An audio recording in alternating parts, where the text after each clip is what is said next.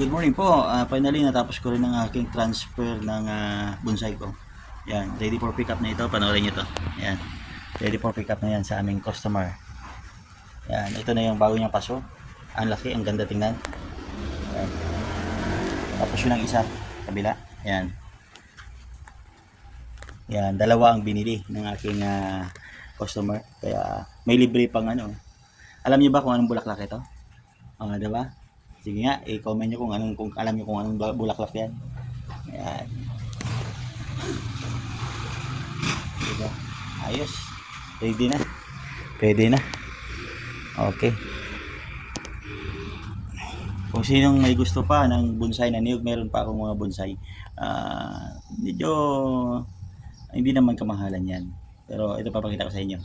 Ayan pa po. Ayan. Ito po, ang dami pa. Ayan. Meron pa ako dun sa dulo. Yung mga bonsai din doon. Niyog. Ayan.